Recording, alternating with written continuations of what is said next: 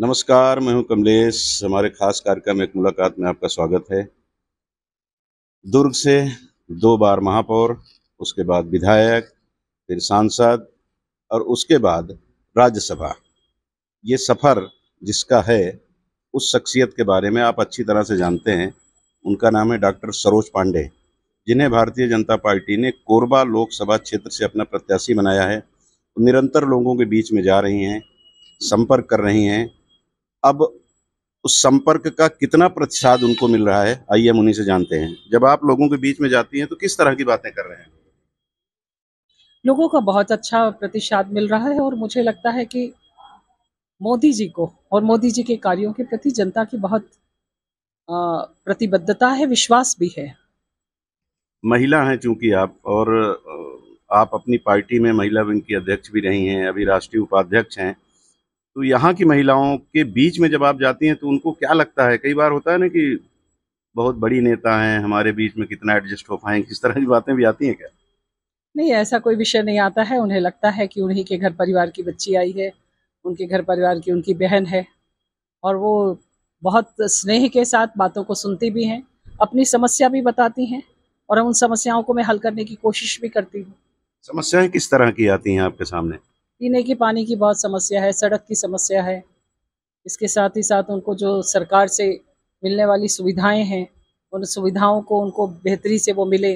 कई जगहों पर उसमें परेशानियां आती हैं, कहीं राशन कार्ड का विषय आ जाता है। तो ऐसी बातें लगातार आती रहती हैं।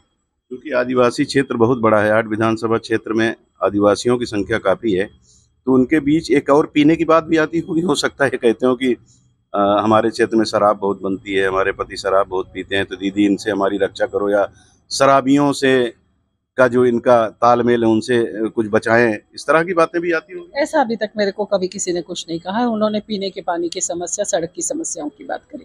मतलब सिर्फ़ पानी की बात की, उन्होंने पीने की बात नहीं की। एक बात और आती है, चूँकि आप फिर वही बात कि आप महिला नेत्री हैं, और छत्तीसगढ़ में विष्णुदेव साय सरकार ने 12,000 रुपए महीने में देना शुरू कर दिया है। उसकी किस्त लोगों को मिल गई और महिलाओं में उस बात को लेकर के काफ़ी खुशी भी देखी जाती है। लेकिन कांग्रेस ने अपने न्याय पत्र में 1 लाख रुपए प्रतिवर्ष देने का वादा किया है। तो कहीं भारी तो नहीं पड़ जाएगा ये? कांग्रेस को पता है कि उनकी सरकार यहाँ छत्तीसगढ़ प्रदेश में बनी नहीं और दिल्ली में बनेगी नहीं। वो कुछ भी वादा करें, ये उनके अस्तित्व की लड़ाई है।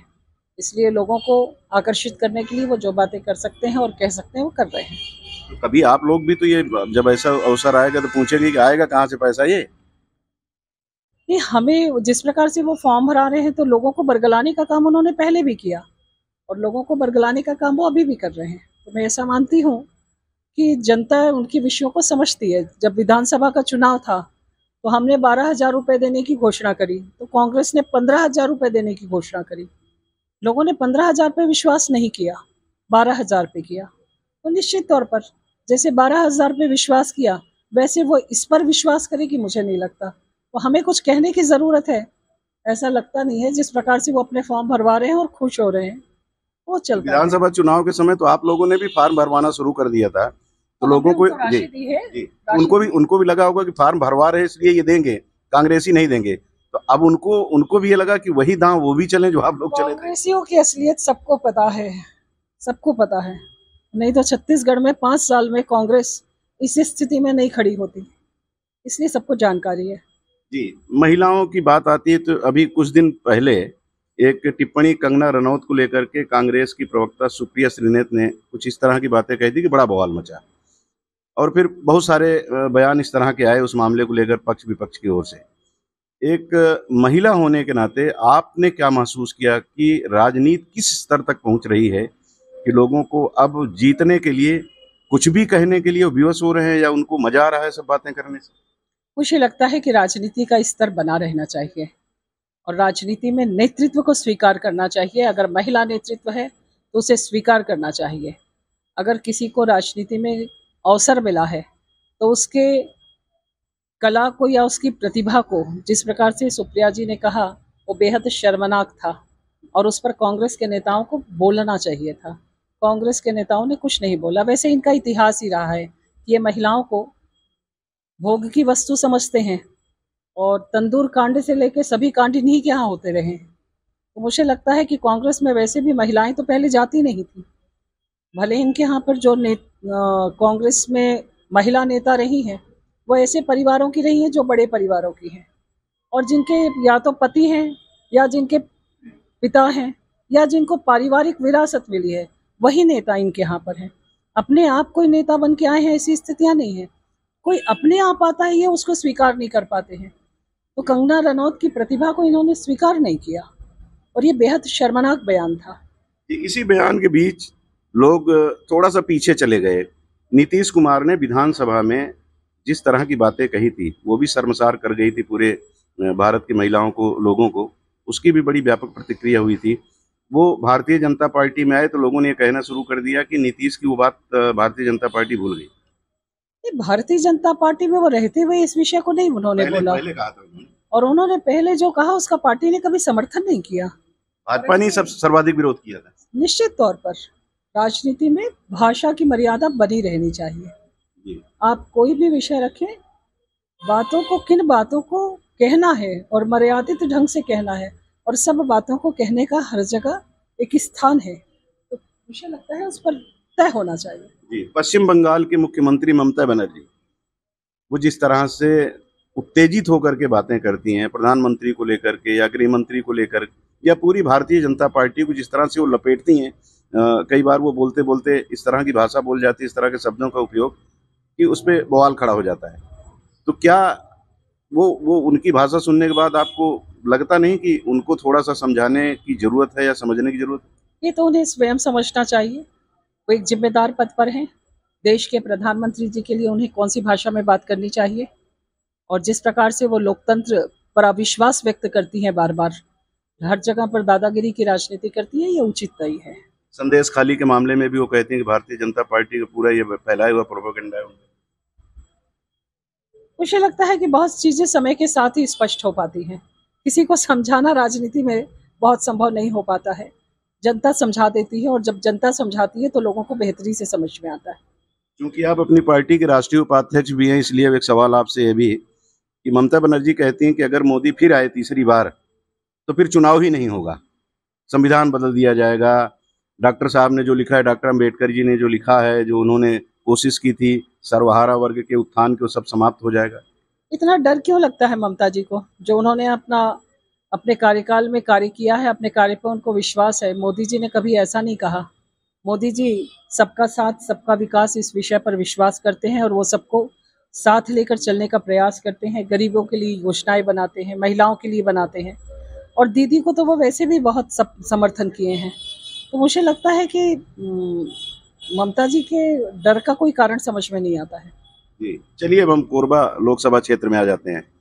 यहाँ रेल की समस्या है, चूंकि ये इंडस्ट्रियल बेल्ट है तो यहाँ भू विस्थापितों की समस्या है, प्रदूषण की समस्या है। इसको लेकर के भी आपके जहन में कोई खाका तैयार है कि चुनाव के बाद उस पर काम किया जाएगा, किस तरह से?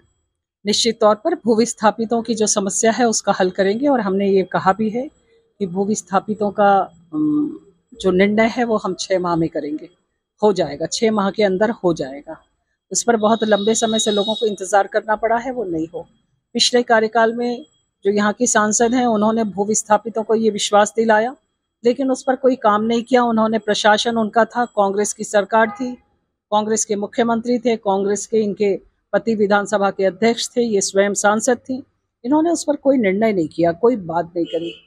मुझे लगता है कि ये समस्या तत्काल हल होनी चाहिए, और ये समस्या हल होगी। रेल के मामले में भी? रेल के बारे में मैं आपको ये बताना चाहूँगी कि हमारे यहाँ पर रेल में पूरे देश में सबसे ज़्यादा, करीब 6,782 करोड़ से ज़्यादा के यहाँ पर कार्य चल रहे हैं, और देश में सबसे ज़्यादा काम कोरबा में चल रहा है। आने वाले 6 महीने में हमको रेल की व्यवस्थाएं बहुत अच्छी और बहुत सर्वोच्च स्तर की मिलेंगी। जो लोगों की एक अपेक्षा है, उस अपेक्षा से भी ज़्यादा मिलेंगी। तो इसलिए रेल की समस्याएं समाप्त होंगी। अभी आपने प्रदूषण की बात कही, ये भी मेरे जहन में है, और इस विषय पर हम लोग प्रयास कर रहे हैं। मैं बात भी कर रही हूँ, जो हमारे यहाँ फ्लाई ऐश पड़ा हुआ है उसको हम उपयोग कर सकें, उस पर भी बात किया है मैंने। और आने वाले समय में हमारी सरकार इस पर निर्णय करेगी। हम एक बेहतर शहर के तौर पर इसको स्थापित करेंगे। जी, आखिरी सवाल, क्योंकि आपके पास समय कम है। ये कहा जाता है कि आपका जिससे मुकाबला है कांग्रेस की जो प्रत्याशी हैं ज्योत्सना जी, वो सीधी सादी हैं, आप बहुत तेज तर्रार हैं। सही बात है, बहुत सीधी है। जब भी डीएमएफ घोटाला हो गया, बहुत सीधी थी इसलिए वो 5 साल क्षेत्र में नहीं गई। बहुत सीधी थी इसीलिए वो सदन में बोलती नहीं है। बहुत सीधी थी इसीलिए वो केवल अपने पति के पीछे खड़ी रहती है। मैं उनसे पूछना चाहती हूँ कि बहुत सीधे होने का तात्पर्य है क्या क्षेत्र में विकास नहीं होना? बहुत सीधे होने का तात्पर्य क्या है? अधिकारियों के साथ मिलकर घोटाला करना? ये डीएमएफ घोटाले के समय पर स्वयं थी और उसमें 2 कलेक्टर अंदर गए इनके कार्यकाल में। शायद भारत के इतिहास में ऐसा पहली बार होगा। तो अगर सीधे होने का ये घोटाले से संबंध है तो मैं पूछना चाहती हूँ कि ये सीधा होना सही है या तेज तर्रार होना सही है? जनता इसका निर्णय कर रहेगी। तेज तर्रार का मतलब ये नहीं है कि मैं जाके किसी को भी कुछ भी कह आती हूँ।